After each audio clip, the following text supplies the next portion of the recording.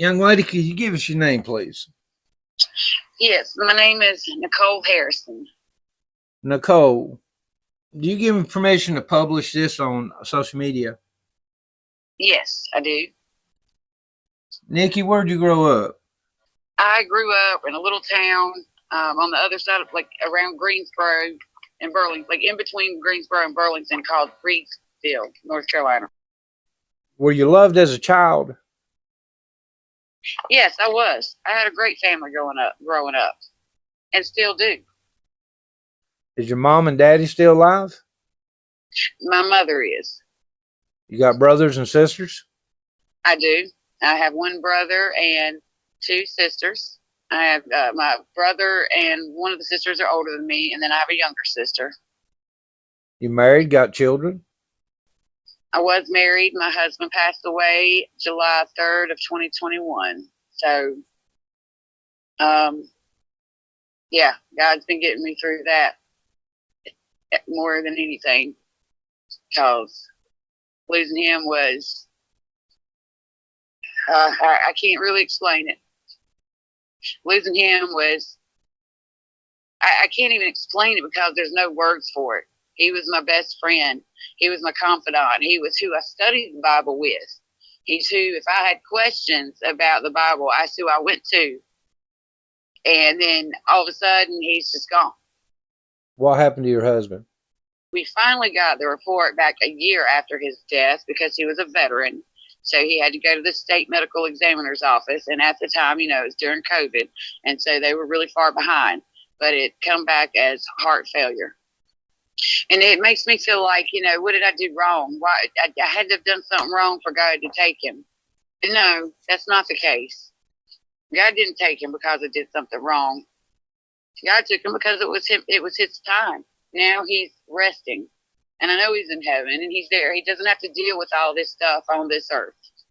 And if I had the chance to bring him back, as much as I miss him and love him, I wouldn't. How could I take him from the glory that he is seeing right now and resting in right now? What's your favorite childhood memory? It would probably be riding four-wheelers with my dad and my cousins, or riding horses with my dad and my mom and my cousins. Nikki, have you ever dealt with addiction? It started when I was 16, and I started smoking cigarettes. And then shortly after, I started smoking marijuana. That's all I did for a few years. I mean, I would take a Xanax here and there, but that was not like an everyday thing. And I did dabble in a little cocaine every now and then, but that wasn't like an everyday thing. I would not consider those addictions at that time. Fast forward to when I was 20 and I got pregnant with my daughter. I quit everything. I did not do anything. I did smoke like 5 cigarettes a day, but the doctor told me that, as long as I kept it under a half pack, the placenta filters it out. And so, I did great while I was pregnant with her. But then when I had her, they prescribed me narcotic pain medication. They never once told me that it could be addictive. Never. I didn't even know anything about that. And when I took them, they gave me energy. They didn't make me sleepy like everybody else, or like most people that I know who take them. They gave me energy. And, a new mom needs energy. So I was taking them. When I finished that prescription, I noticed I felt like I had the flu, and that's exactly what I thought, until someone gave me a pain pill, and I felt like myself again. And then I realized, oh boy, something's not right here. So I started researching and diving into it and found out that I had become addicted to narcotic pain pills. And so therefore, when I didn't have them, I was going through withdrawal. I dealt heavily in pain pills and Xanaxes for 10 years, at least, after that. Got with my husband. Now, this was not the first time I met my husband. I met him when I was 12. So I met my husband. I got sober. I didn't do anything. I got pregnant with my son, which was a miracle in itself, because the doctors told me I would never have another child. That was a very high-risk pregnancy. There was a lot of complications. When he was born with a massive cyst in his airway. And so we spent 3 months in UNC Chapel Hill. He was the smallest baby to undergo robotic surgery on an airway. And they still use his issues to teach the doctors and stuff and the nurses about the robotic surgeries and everything. But that caused so much stress and anxiety that I started dealing with pain pills and Xanaxes and marijuana again. Did that for, I don't know, 7 or 8 more years. And then about a year and a half to 2 years before my husband died, we had gotten, because, he was taking pain medicine. He was a veteran, and so he was getting it. And that he decided to wean off of it. So he got off of it like a good year or two before he passed away. Well, then on July 3rd, I woke up abruptly and was like, oh my gosh, he is gone. He's gone. And I rolled over, and my worst fear was confirmed. He was gone. I couldn't even make my fingers dial 911. I knew I needed to call him, but I couldn't make myself do it. I called my mother and told her, and she called 911. And they called me and told me I had to do CPR on him. And I said, ma'am, he's been gone. He's getting cold. And she told me I had to do it because if I didn't, I could be charged with negligence. And my son, he was 9 at the time. He saw all this going on. Luckily, my daughter was staying at my mother's house that night. How old were your kids? 9 and 16. The fact that my son saw all of that still horrifies me to this day because I can't imagine. I just can't imagine. And it changed him.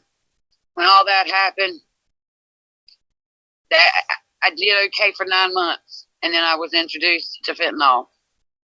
And it was on from there because it made me not feel. When I got to where I was doing the fentanyl so much that it still, I was getting so used to it, it started to make me feel again. I started taking Xanaxes along with it. And I'm sure you know that's the deadliest combination you can do is mix fentanyl and Xanaxes. I can't begin to tell you the amount of times that I overdosed because there were several times that I woke up in the floor and police or emergency people were there. And I was like, I'm just taking a nap, man, just taking a nap. I'm good. And no, I wasn't. But the first major overdose, it landed me in ICU for a week. And when I woke up, I couldn't hear anything because my brain had swelled, everything. There was so much swelling there, I couldn't hear anything. And I thought I was never going to be able to hear my children speak again. So I told myself, here's the key words. I told myself, I'm never going to touch it again. I never once turned it over to God. Not yet. Not until the second major overdose when everybody was looking for me for about 7-8 hours.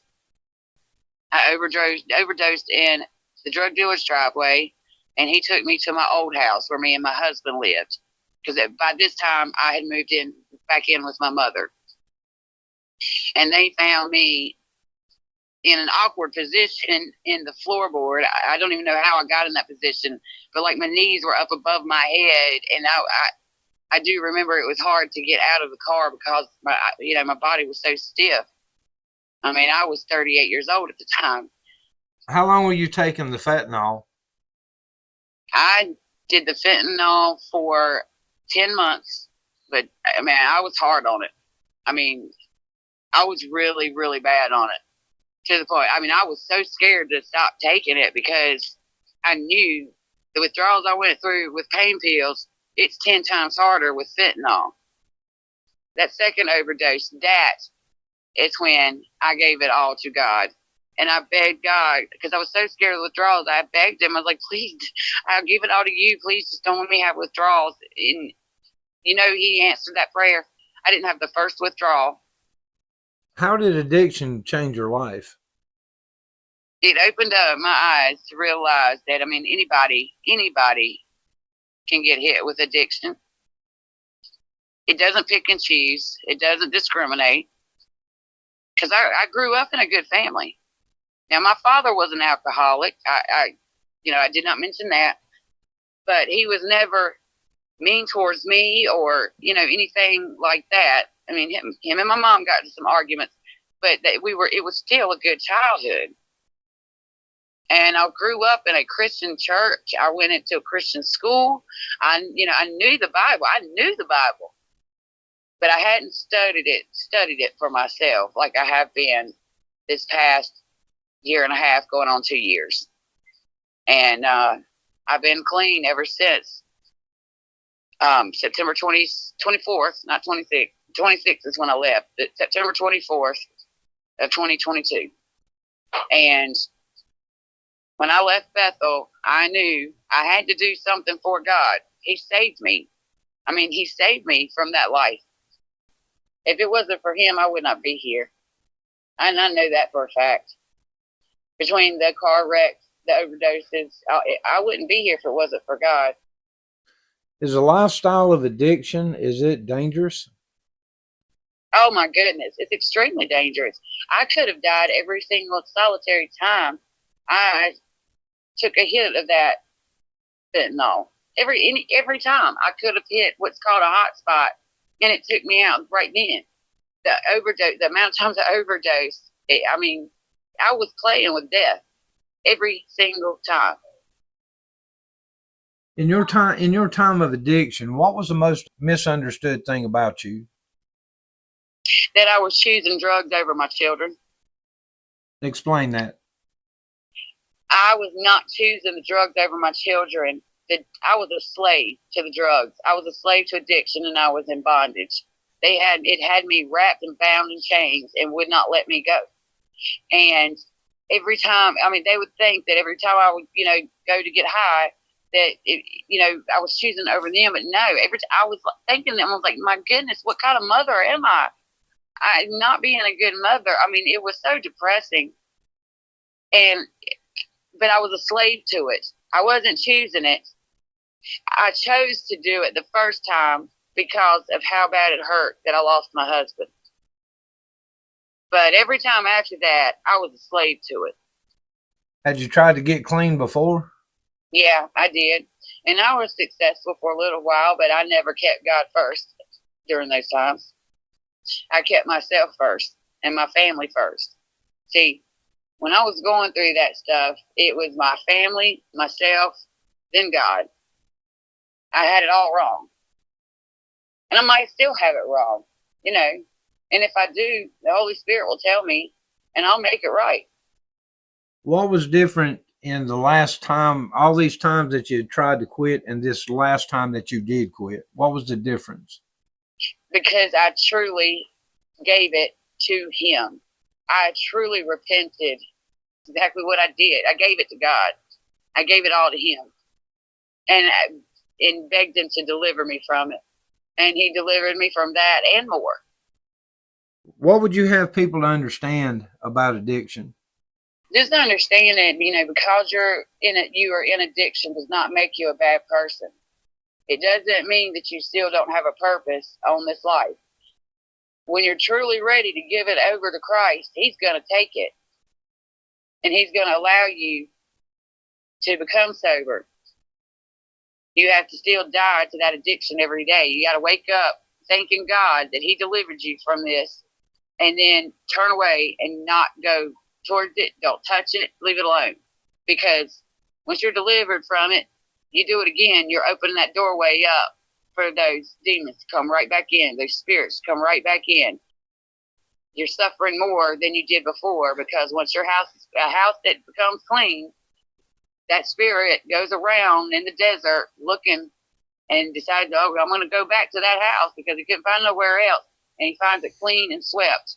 And he brings back 7 more worse than him. So you're going to be dealing with a lot more. But just understand that it doesn't make you a bad person. I understand that you might do bad things during addiction, but that is that drug causing you to do that. That's not you. Give it to Christ. He will take it. He will take it from you. Do you have regrets? Absolutely. But at the same time, I wouldn't change any of it because it made me who I am today. I regret what I did to my family, especially my children. They had just lost their father, and then they almost lost their mother. Not once, not twice, but a bunch of times. Because, I don't know what the future held for me and Jonathan. That was that because I mourned our future just as much as I mourned him. But, his death put me in a position to change me into who I am now. And, I would have liked to have thought that, things would have changed with him alive because he was a man of God. But, that doesn't mean that he was doing the right things. He was not the head of the household like he should have been. And I'm not talking bad about him because I love this man with all my heart and soul. But I put him before God. I'm not saying that that's why he passed away. I'm just saying that I know that it changed me. For those of us who would have family members or friends that are in addiction, what would your advice be to them? What can we do to help them? I wouldn't say, I know they say doing interventions. I think that might can help some people, but like people like me, no, I would have looked at them and like, y'all are crazy. I'm done. See y'all later. I'm out. I think the best thing to do is to pray for them. Pray very hard for them. And do not enable them. If they need money or they need something, get what they need. Don't give them the money. But number one thing, make sure they know that you love them. Seek Jesus over them.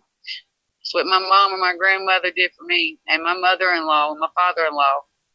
And the ones that love me, they prayed for me. They spoke Jesus over me. And eventually, sure enough, I turned to him and gave it all to him and repented and never looked back. My biggest fear would be for God to quit talking to me. But if he was to ever turn, that scares me first, for me to do something to cause him to not speak to me anymore or to turn his back on me. For those that's trying to break free of addiction, what would your word of advice be? Get in God's word, read his word, and beg God for forgiveness and beg him to take it away. But you got to fully want to give it to him, which is why I say get in the Bible first and start reading his word. Because until you're ready to fully give it all to him, you're not, you're going to continue to hold on to a little piece of it. But I mean, I've done a lot of bad things in my life, but nothing is too bad for God to fix and for God to use for his glory. Young lady, I appreciate this interview. You are very welcome. I appreciate the time for you to hear my story.